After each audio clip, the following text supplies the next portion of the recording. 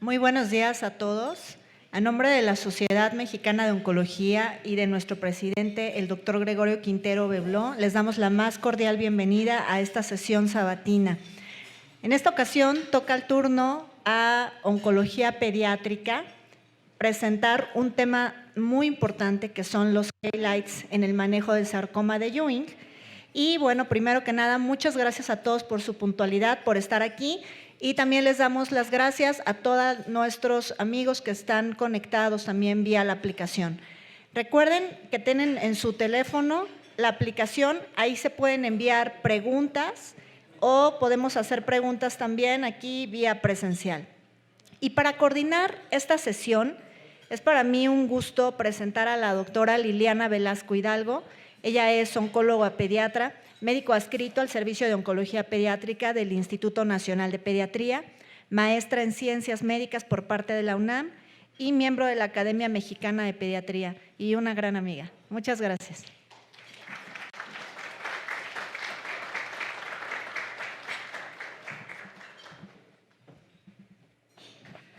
Buenos días, me da mucho gusto estar aquí con ustedes esta mañana y agradezco en particular al doctor Quintero y a la doctora Farina Reguín por la invitación para esta sesión. Entonces, vamos a dividirla en tres grandes grupos. Vamos a hablar primero del tratamiento en general del sarcoma de Ewing. Posteriormente vamos a hablar del tratamiento para enfermedad refractaria o en recaída y para concluir el tratamiento quirúrgico. Recuerden que si van teniendo sus preguntas, no las pueden mandar por la aplicación o al final no las pueden hacer aquí de manera presencial. Entonces, voy a empezar a hablar sobre la evolución del tratamiento del sarcoma de Ewing. Y nada más como antecedente sabemos que es un tumor de células pequeñas, redondas y azules, que se describió en 1921 por el doctor James Ewing inicialmente como un endotelioma difuso del hueso. Actualmente sabemos que es una neoplasia que tiene un origen en células mesenquimales y algo importante es que la segunda neoplasia maligna primaria de hueso de la infancia y en la adolescencia. Ahora, en México, ¿cómo estamos de epidemiología? Sabemos que del año 2007 al año 2015, por el Seguro Popular, se registraron 313 casos de sarcoma de Ewing en pacientes menores de 18 años, con una incidencia de 1.4 casos por millón, que es similar a lo reportado de manera internacional. Entonces, estamos más o menos igual.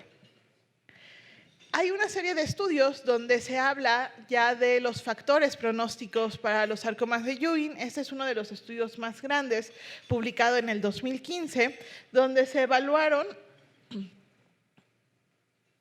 1.663 pacientes que se registraron de 1991 al 2010. Y en este estudio lo que se observó fue que los factores pronósticos más importantes para estos pacientes son la edad menor o mayor de 20 años, evidentemente con mejor pronóstico aquellos pacientes menores de 20 años, la localización. Aquellos pacientes que tenían una localización en extremidades tenían una supervivencia de arriba del 60% en comparación con aquellos que tenían una localización axial, donde la supervivencia es alrededor del 40%. El tamaño tumoral menor de 5 centímetros o mayor de 10 centímetros y el factor pronóstico más importante era la presencia de enfermedad metastásica. En este mismo estudio se observó que los pacientes que no tenían enfermedad metastásica al momento del diagnóstico tenían una posibilidad de supervivencia de 86, 72 y 66% a 2, 5 y 10 años, comparado con aquellos pacientes que tenían enfermedad metastásica donde la supervivencia a 10 años era del 28%. Y aquí podemos ver la gran diferencia estadística que hay entre los pacientes que tenían enfermedad metastásica contra aquellos que tenían una enfermedad localizada, los pacientes de acuerdo al tamaño tumoral, la localización y el tamaño tumoral. Ahora, se han hecho algunos otros estudios donde se han limitado, se han controlado las variables confusoras para la edad y de todos modos, para los pacientes pediátricos se ha observado que tienen una supervivencia mucho mejor que en la población adulta con una P estadísticamente significativa. También, este es un estudio publicado en el 2019 donde se siguieron evaluando los factores pronósticos de estos pacientes y se observó en una corte de 1.318 pacientes que el tiempo del tratamiento local también era un factor importante para el pronóstico de estos pacientes, observando que en aquellos pacientes en quienes el tratamiento local se realizaba después de la semana 16 de haber iniciado el tratamiento, tenían un menor pronóstico que aquellos en quienes el tratamiento había sido de forma más temprana, con un hazard ratio de 1.41 y una P estadísticamente significativa. Se están evaluando más factores. Hasta el momento ya sabemos que esto es lo más importante: la localización, la presencia de metástasis, la edad y el tamaño tumoral. Sin embargo, en la actualidad se están evaluando otros factores, como la expresión de algunas proteínas, como del SOX2. Esto se llega a encontrar positivo hasta en el 20% de los pacientes y se ha observado con un pronóstico pobre independientemente de la presencia de metástasis al diagnóstico en estos pacientes. Se ha observado que su alta expresión se asocia con recaídas locales o con la presencia de metástasis. Y aquí podemos ver en la gráfica cómo los pacientes que tienen una alta expresión tienen un pronóstico mucho más desfavorable que aquellos que tienen una expresión menor, con una P estadísticamente significativa. Y se está planteando que este factor o este biomarcador podría ser como un estratificador de riesgo en un futuro. Entonces, es importante conocer los factores clínicos y también los factores biológicos que tiene esta enfermedad para poder establecer su pronóstico. Ahora, ya hablando específicamente del tratamiento del sarcoma de Ewing. Se describió inicialmente en los años 60, en 1962 salió esta primera publicación, donde se describía por el doctor Wataru Suto y la doctora Margaret Sullivan la primera experiencia en el tratamiento de estos pacientes, y era únicamente con ciclofosfamida. En 1968, el doctor Justu reporta ya remisión completa de la enfermedad en 5 pacientes que fueron tratados en base a ciclofosfamida, biscristina y radioterapia. Sin embargo, la supervivencia para inicio de 1970 en estos pacientes era menor del 10%. En 1974 se crea la era del tratamiento multimodal, reportando el primer protocolo en el Memorial Sloan Kettering Center, en donde los pacientes recibían tratamiento con actinomicina D y doxorubicina. Y a partir de ahí inició la era del tratamiento multimodal en los pacientes con sarcoma de Ewing. Ahora, vamos a hablar un poquito de los estudios que se han realizado a lo largo del tiempo, y algo que quiero que noten desde un inicio es que las drogas van a ser muy similares. Entonces, prácticamente desde hace algunos años el tratamiento ha sido similar, sin embargo se han ajustado algunas dosis y el tratamiento local, que es fundamental, ha ayudado a mejorar la supervivencia de estos pacientes. El primer estudio del Intergroup Ewing Sarcoma se realizó en 1973 y duró hasta 1978. En este estudio ya se incluyó un número mayor de pacientes, que eran 342 pacientes. Algo muy importante de este estudio es que se evaluó la aplicación de vincristina, actinomicina y ciclofosfamida y la adición de doxorubicina. Y lo que se observó es que la supervivencia a 5 años del grupo de pacientes que habían recibido doxorubicina era mucho mayor que aquellos pacientes que no la habían recibido, estableciendo desde este inicio la importancia de este fármaco en el tratamiento de los pacientes. El segundo estudio de este grupo se realizó de 1978 a 1982. Ya teniendo en cuenta que la doxorubicina era parte fundamental del tratamiento, lo que se planteó fue incrementar la dosis hasta un 150% más en las primeras semanas de tratamiento. Se observó que los pacientes que tenían esta intensificación de tratamiento tenían una mejor supervivencia en comparación con aquellos que habían recibido las dosis estándar. Y se comprobó la eficiencia de una citorreducción agresiva en este grupo de pacientes. Entonces, aquí en esos 2 estudios nos ponen en perspectiva 2 cosas muy importantes. Uno, que la doxorubicina era muy importante el tratamiento y que además una dosis mayor, porque en estos utilizaban dosis de 20 o 30 miligramos por metro por única dosis, mejoraba la supervivencia de estos pacientes.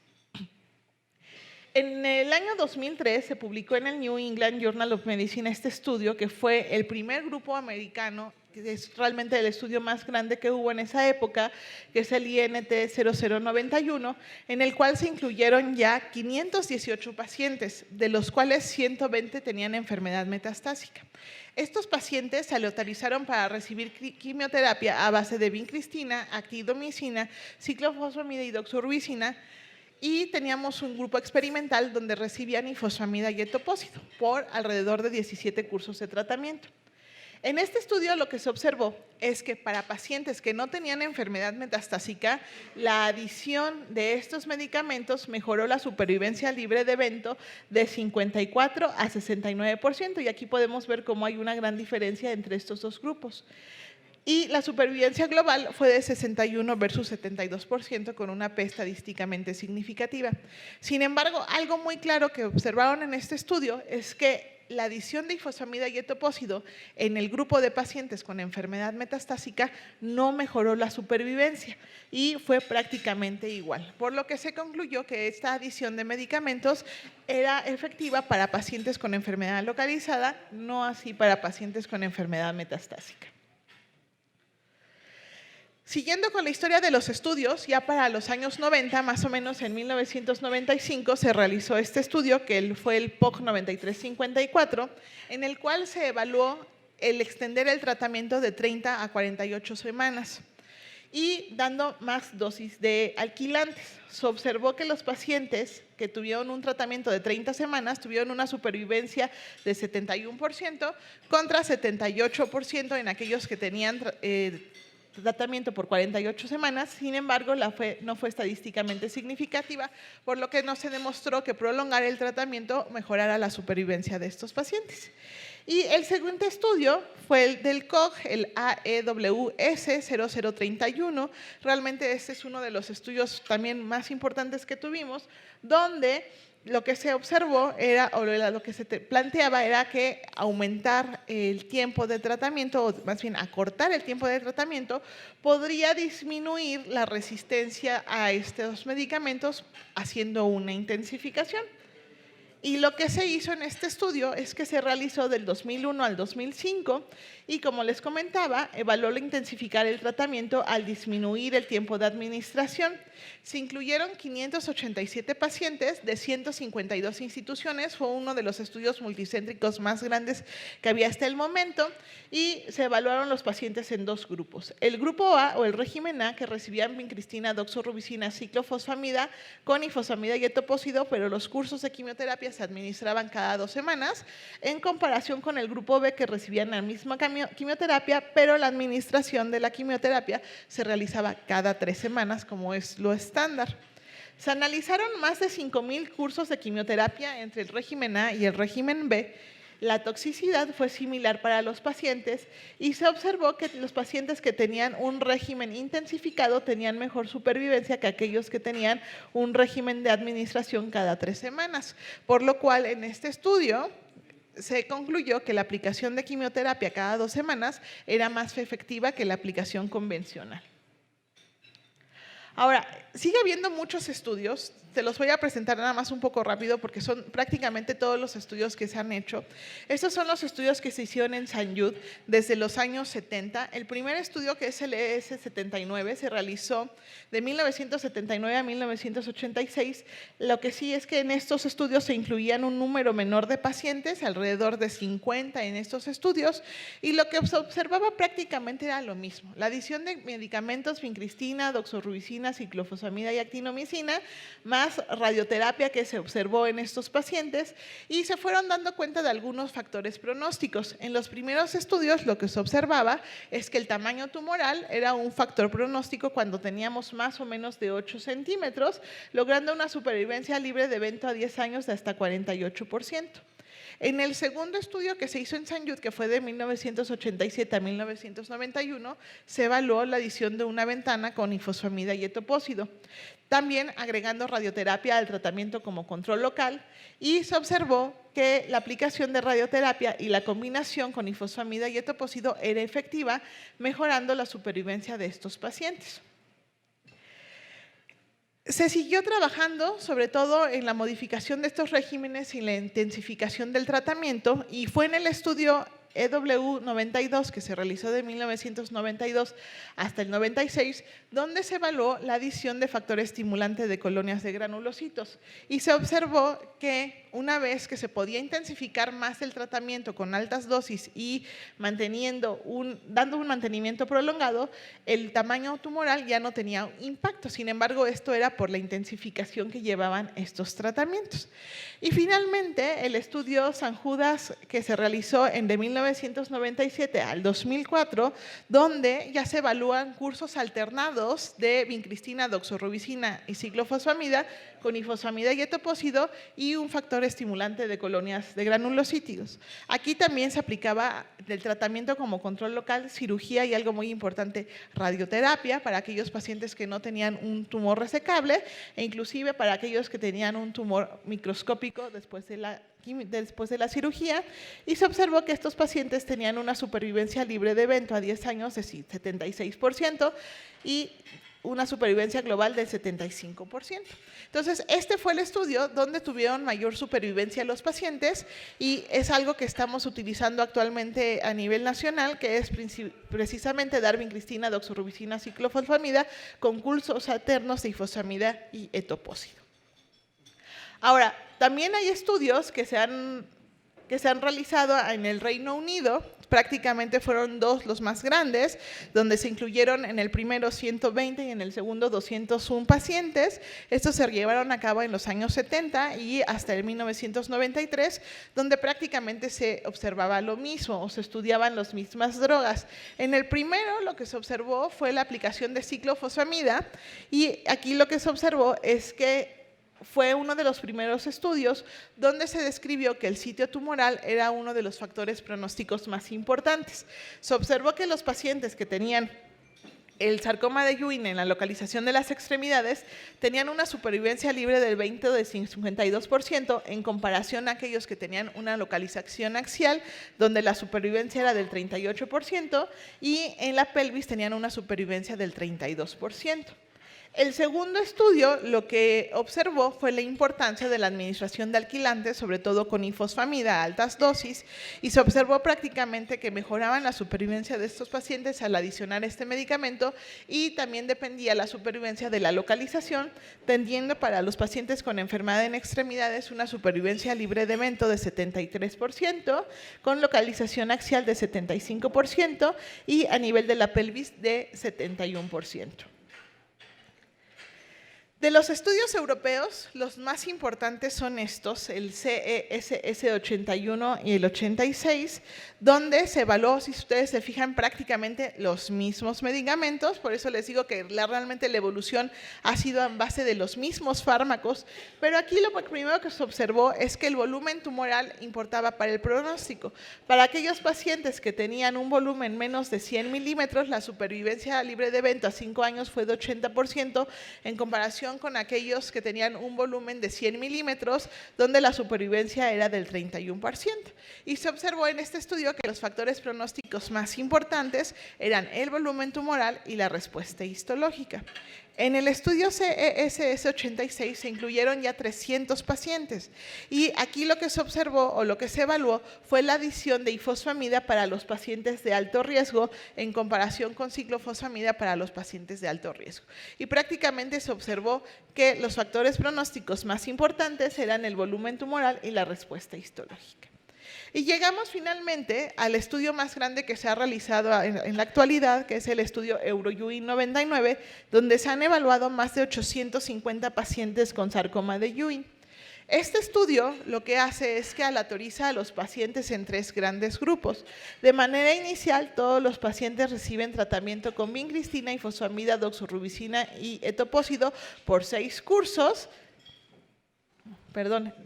Por 6 cursos, después se aleatorizan los pacientes dependiendo del riesgo. En el grupo R1 son los pacientes que tienen un tumor localizado y una buena respuesta histológica. Los pacientes del grupo R2 son aquellos que tienen un volumen mayor de 200 milímetros o tienen metástasis pulmonares y los grupos del R3 son aquellos que tienen metástasis en otros lugares diferentes al pulmón. Los pacientes de un riesgo bajo se aleatorizan nuevamente para recibir ciclofosfamida contra ifosfamida.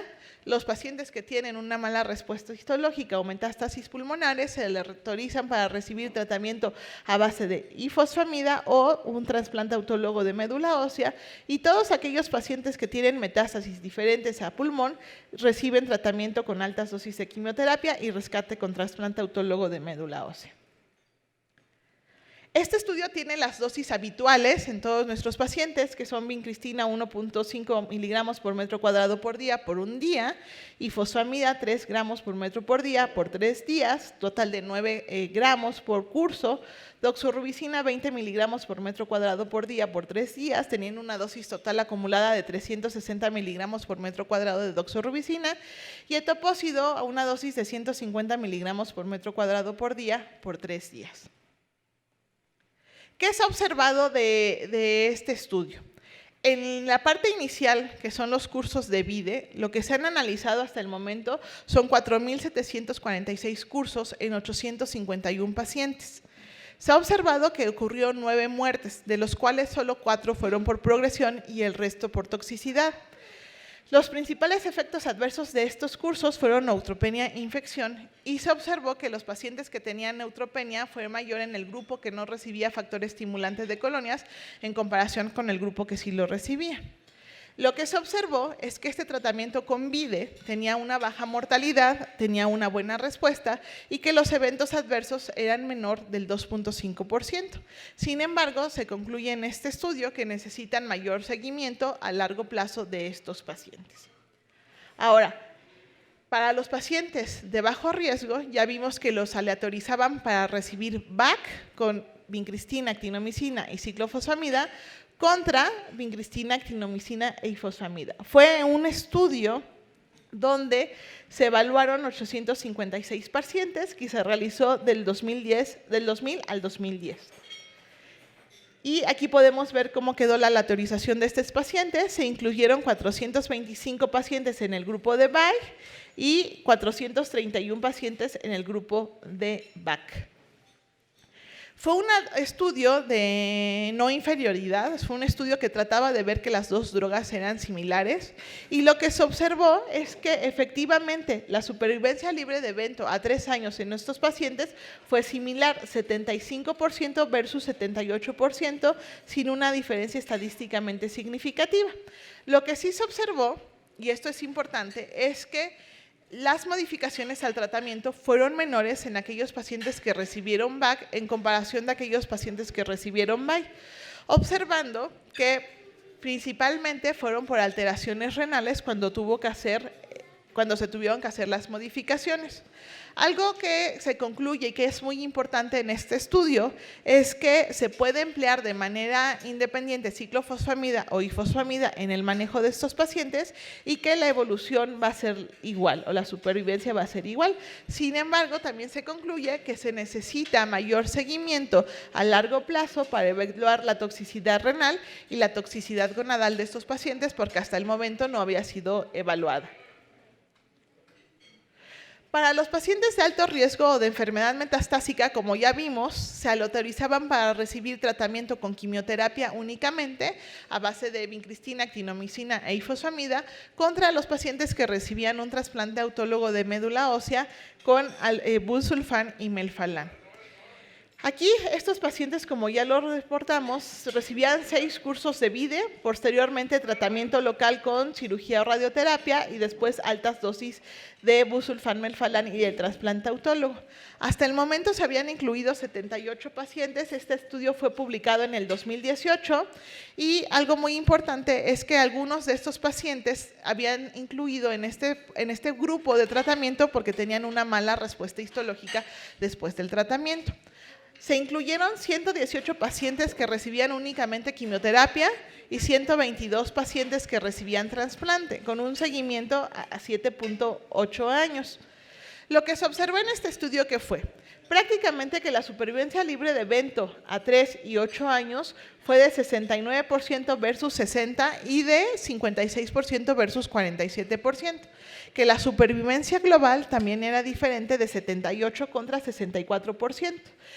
Y aquí podemos ver cómo la supervivencia para los pacientes que recibieron altas dosis con trasplante autólogo fue mejor que en aquellos pacientes que únicamente recibieron tratamiento con quimioterapia. Sin embargo, lo que sí se concluye también es que los pacientes que recibían trasplante tenían mayor toxicidad, sobre todo hematológica, y esto pues es algo esperado.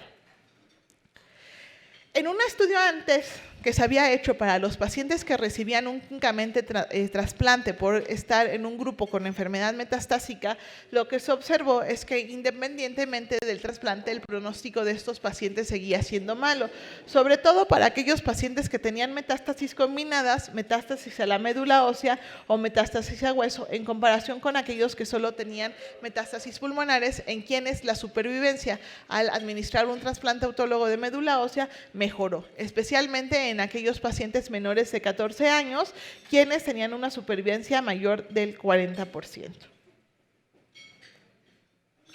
Existen muchos estudios ya donde se ha evaluado la importancia de la administración o de este tratamiento de trasplante en estos pacientes. De entre los más grandes es el de la Sociedad Francesa, el de la Sociedad Italiana y pues evidentemente el estudio EUROUI. Aquí les presento el estudio de la Sociedad Francesa. En este estudio se incluyeron 97 pacientes sin tratamiento previo de 1991 a 1999. Estos pacientes recibían 7 cursos de quimioterapia a base de ciclofosfamida, doxorubicina, alternado con ifosfamida y etopósido, más tratamiento local con cirugía y radioterapia. El trasplante se realizaba también con un acondicionamiento a base de busulfán y melphalan y se reportó que existieron 3 muertes por toxicidad, 3 pacientes desarrollaron una segunda neoplasia y la supervivencia libre de evento a 5 años fue del 37%. Algo muy importante que se observó en este estudio es que la supervivencia era afectada por el sitio de las metástasis de los pacientes, teniendo mucho mejor supervivencia aquellos pacientes que únicamente tenían una metástasis pulmonares, con una supervivencia de hasta 52%, en comparación de aquellos pacientes que tenían metástasis a la médula ósea, en quienes la supervivencia fue del 4%. Y con esto nuevamente comprobábamos que la supervivencia de los pacientes dependía mucho como factor pronóstico de la presencia de metástasis. Se han tratado de ver muchas estrategias para los pacientes de alto riesgo. Ya vimos que los pacientes que tienen un riesgo habitual, que tienen una enfermedad localizada, el pronóstico es muy bueno. Sin embargo, en los pacientes que tienen enfermedad metastásica al momento del diagnóstico, el pronóstico, independientemente del tratamiento que nosotros demos, sigue siendo muy malo. Se han tratado de emplear diferentes estrategias. Este es un estudio que se publicó en el 2015. Fue una serie de 30 pacientes que se trataron del 2004 al 2012, donde se trataba de incrementar la dosis de ifosfamida de hasta 42 gramos por metro cuadrado, dando ciclos alternos de ciclofosfamida con vincristina y doxorubicina, alternados con ifosfamida y etopósido. Sin embargo, la ifosfamida la dábamos hasta 2.8 gramos por metro cuadrado por día por 5 días. Sin embargo, no se observó que estos pacientes tuvieran una mejor supervivencia con la intensificación del tratamiento. Se observó que la toleraran bien, que la toxicidad no era mayor, algunos presentaron cistitis hemorrágica, sin embargo, la intensificación fue tolerada, pero no aumentó la supervivencia en el paciente de enfermedad metastásica. Otros intentos que se han hecho es este estudio del IAOP, donde se observan pacientes de muy alto riesgo. Este estudio fue publicado del 2006 al 2008. Se incluyeron únicamente 12 pacientes con enfermedad metastásica y se daba una ventana con cisplatino a 120 miligramos por metro cuadrado cada 3 semanas.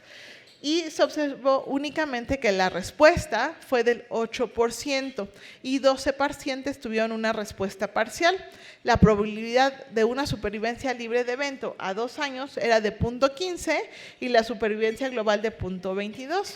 El tiempo o la mediana de tiempo a la progresión o la recaída fue de 11 meses y este estudio se paró debido a que no se encontraron unos resultados adecuados para los pacientes. Ahora, como podemos ver, realmente para los pacientes con enfermedad metastásica no tenemos hasta el momento un tratamiento específico.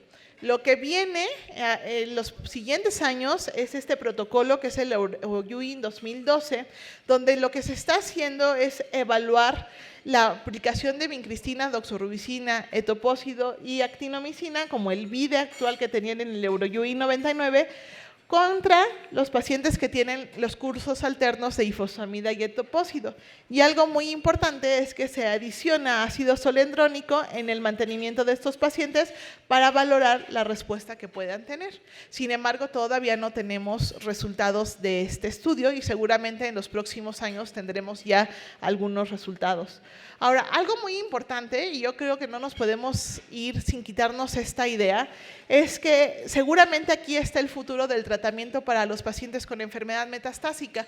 Ya vimos que hasta donde llegamos, para estos pacientes que tienen metástasis a la médula ósea, a los huesos, a sitios diferentes del pulmón, independientemente de lo que hagamos, no tenemos una adecuada supervivencia. Entonces, recordar que el sarcoma de Ewing tiene una translocación específica, que es el EWS-FLI1, y que tienen todas estas vías moleculares donde podemos incidir en blancos terapéuticos, de los cuales algunos ya se están trabajando. La realidad es que existen muchos medicamentos que tienen como terapia blanco específicamente la translocación, algunos que van contra los agentes contra CD99, algunos que van contra inhibidores de MDM2 y otros estudios que se están tratando de hacer. Sin embargo, tenemos que reconocer que todavía en nuestro medio esto no está a nuestro alcance. A nivel internacional se sabe que actualmente hay un estudio donde se está evaluando el ganitumab, que está en el estudio EWS-1221, y también se están tratando de ver otros medicamentos como inhibidores de mTOR, como agentes anti-GD2, que por ejemplo ya se utiliza para neuroblastoma y actualmente se está tratando de utilizar también para sarcoma de Ewing, o algunos inhibidores de tirosinquinasa. Si se fijan, prácticamente, de no ser por que ya está en un estudio clínico, pues prácticamente todos los demás están en fases iniciales de estudio, pero seguramente en unos años tendremos ya algunos medicamentos adecuados para estos pacientes y podremos ofrecer una mejor supervivencia en aquellos pacientes de alto riesgo o de enfermedad metastásica. Y hasta aquí la evolución del tratamiento del sarcoma de Ewing.